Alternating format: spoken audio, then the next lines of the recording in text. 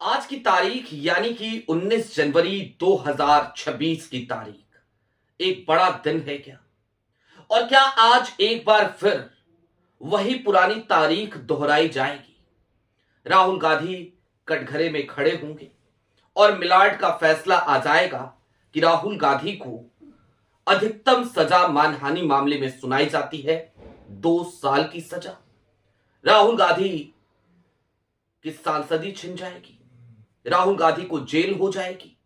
जी हां, आज ऐसा ही कुछ होने की संभावनाएं नजर आ रही हैं। मोदी और शाह साहब का एक कुचक्र दिखाई दे रहा है और देखना यह है अब कि क्या मिलॉर्ड भी इस खेल में शामिल हो गए हैं क्या। नमस्कार, मैं स्वप्निल और आप मुद्दा देख रहे हैं। दोस्तों, आगे बढ़े उससे पहले वही छोटी सी अपील। मुद्दा इन दिनों एक गंभीर आर्थिक संकट से जूझ रहा है। एक तरफ हमारे मेन बैंक अकाउंट बीते कई महीनों से फ्रीज चल रहे हैं, तो दूसरी तरफ हमारे 2.5 साल पुराने चैनल को हमसे लंबे समय तक छीन कर रखा गया था। ऐसे में डे टू डे ऑपरेशंस में मुद्दा को काफी मुश्किलों का सामना करना पड़ता है। लिहाजा आपसे गुजारिश है, यदि आप चाहें तो स्क्रीन पर दिख रहे क्यूआर कोड या फिर के नीचे दिख रहे यूपीआई नंबर के जरिए मुद्दा की छोटी छोटी मदद जरूर कीजिएगा। अब आगे बढ़ते हैं और सबसे पहले मैं चाहता हूं आपको 2 खबरें बारी बारी से दिखा दी जाए। पहली खबर जो कल की तारीख में प्रकाशित हुई थी और इस खबर में सीधे तौर पर इस बात के कयास लगाए गए थे कि क्या एक बार फिर राहुल गांधी की सांसदी छिन जाएगी। दूसरी खबर आज की तारीख की दैनिक भास्कर की, और यह खबर सीधे तौर पे यह बताती है कि राहुल गांधी आज कोर्ट में पेश हो सकते हैं। वैसे भी राहुल गांधी को सीआरपीसी की धारा 313 के तहत नोटिस तामील की जा चुकी है। राहुल गांधी को आज मिलाड ने कहा था, आइए आकर के कटघरे में खड़े हो जाइए।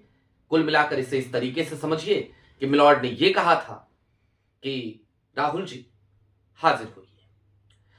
क्या है यह मामला? मामला लगभग वैसा ही है जैसे मोदी सरनेम मामला था। अमित शाह मानहानि मामले के नाम से इस मामले को जाना जाता है। 2018 में राहुल गांधी ने कर्नाटका में एक बयान दिया था और आज जरा उस बयान की भी समीक्षा करेंगे। राहुल गांधी ने क्या कहा था? राहुल गांधी ने कहा था कि यह भारतीय जनता पार्टी में ही हो सकता है कि हत्या का जिस व्यक्ति पे आरोप लगा हो और जिसके ऊपर तमाम संशय, तमाम संदेह लगातार पैदा होते रहे हों, उस व्यक्ति को राष्ट्रीय अध्यक्ष बना दिया जाए। जाहिर सी बात है, शाह साहब राष्ट्रीय अध्यक्ष थे। राहुल ने आगे बढ़ते हुए यह कहा कि यह भाजपा में तो हो सकता है, लेकिन कांग्रेस में ऐसी संस्कृति नहीं है, कांग्रेस में ऐसा कभी नहीं हो सकता। अब राहुल ने गलत क्या कहा था? क्या शहाबुद्दीन एनकाउंटर मामला, क्या जज लोया केस की मिस्ट्री, क्या इन तमाम चीजों पे अमित शाह घिरते हुए नजर नहीं आते हैं? क्या इस बात से कोई इनकार कर सकता है कि अमित शाह को तड़ीपार करार दिया गया था? क्या इस बात से कोई इनकार कर सकता है कि अमित शाह को उस वक्त पे इस्तीफा देना पड़ा था बतौर गृह मंत्री गुजरात? जवाब है नहीं। और क्या यह एक क्रूर सत्य नहीं है कि अमित शाह भारतीय जनता पार्टी में इन तमाम आरोपों के साथ अध्यक्ष भी बने? आज तक बहुत सारी मिस्ट्री है, बहुत सारे रहस्य हैं, लगातार बातें होती हैं, कभी हरेन पांड्या की, कभी शहाबुद्दीन एनकाउंटर केस की, कभी जज लोया की।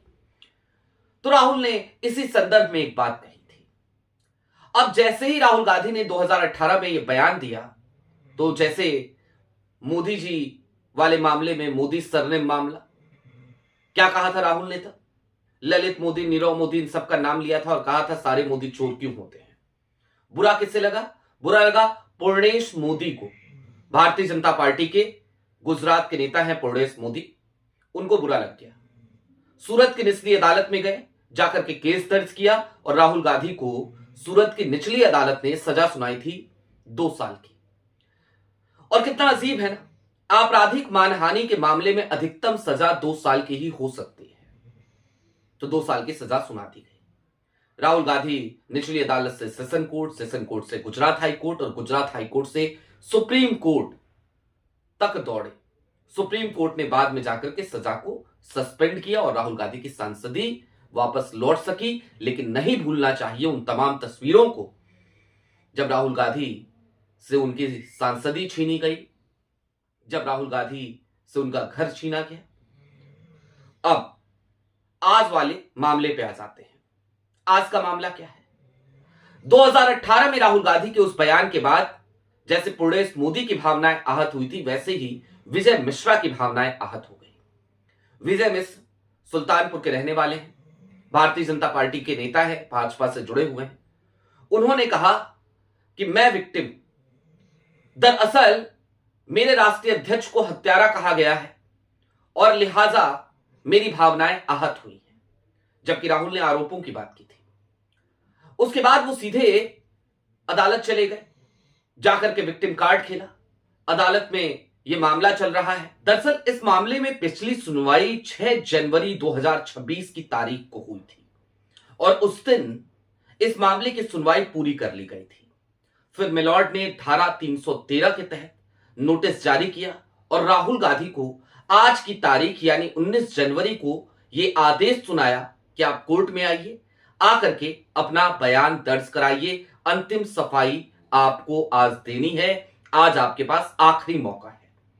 लेकिन दोस्तों, ये जेल तक की थ्योरी सिर्फ मैं कह रहा हूं या फिर कि वो हेडलाइन जो आपने शुरुआत में देखी वो कह रही है, ऐसा नहीं है। यही स्थिति मोदी सर ने मामले में भी हमें देखने को मिली थी।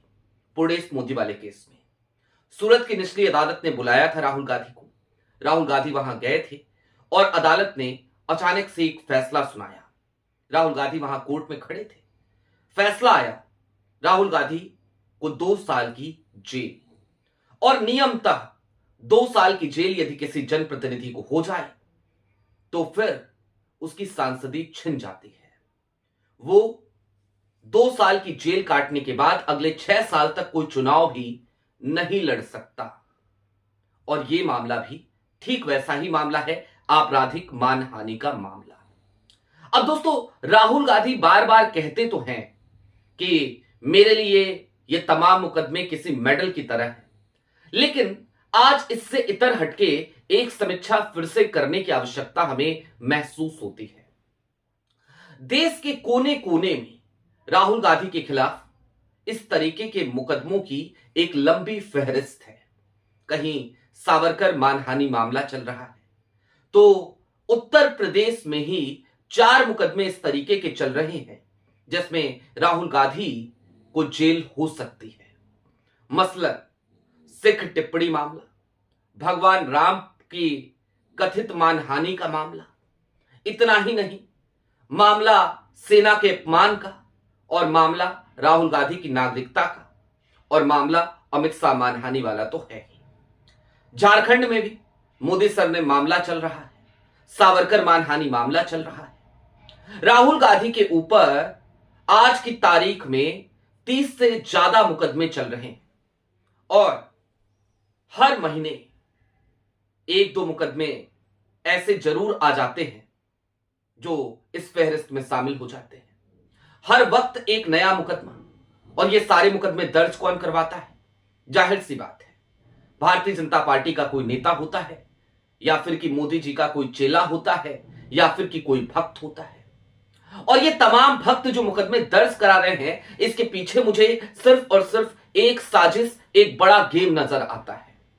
राहुल गांधी लगातार सड़कों पर रहते हैं, लोगों के मुद्दे उठाते हैं, लोगों को जाकर गले लगाते हैं, लोगों से मिलते हैं। इस देश में एलओपी अपना काम कर रहा है, लीडर ऑफ अपोजिशन अपना काम कर रहा है, और वो जब अपना काम कर रहा है तो उससे तकलीफ जाहिर सी बात है सरकार को हो रही है, सत्ता को हो रही है, अथॉरिटी को हो रही है। और जब अथॉरिटी को ये तकलीफ राहुल गांधी पहुंचा रहे हैं तो राहुल गांधी को कैसे रास्ते से हटाया जाए, कहीं यही गेम तो नहीं चल रहा। और दोस्तों, एक बात और आज समझने की जरूरत है, राहुल गांधी नॉन बायोलॉजिकल नहीं है, नॉन बायोलॉजिकल नहीं है, इंसान है।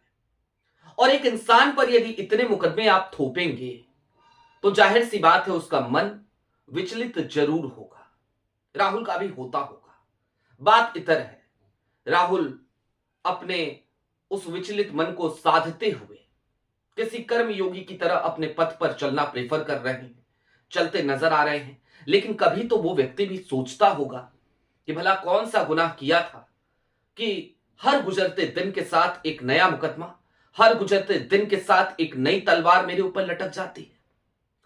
अब आज का जो दिन है वो दिन बड़ा खास इसलिए भी हो जाता है क्योंकि राहुल गांधी को आज पेश होना है और राहुल गांधी 3 दिन के प्रवास पे उत्तर प्रदेश भी जा रहे हैं, अपने रायबरेली जा रहे हैं।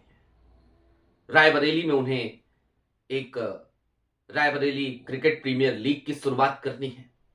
पंचायत चुनाव के मद्देनजर मनरेगा को लेकर वो चौपाल भी लगाएंगे, वहां जनप्रतिनिधियों से बातचीत भी करेंगे, उत्तर प्रदेश कांग्रेस के प्रतिनिधि मंडल से मिलेंगे, कांग्रेस को उत्तर प्रदेश में उसकी सियासी जमीन को कैसे मजबूत किया जाए इसको लेकर विचार विमर्श करेंगे। और इन सब के बीच तारीख आज की जब राहुल गांधी को कोर्ट में भी पेश होना है। दोस्तों, शुभम वर्मा, विशेष न्यायाधीश शुभम वर्मा, आज उनके ऊपर इस देश की निगाह है।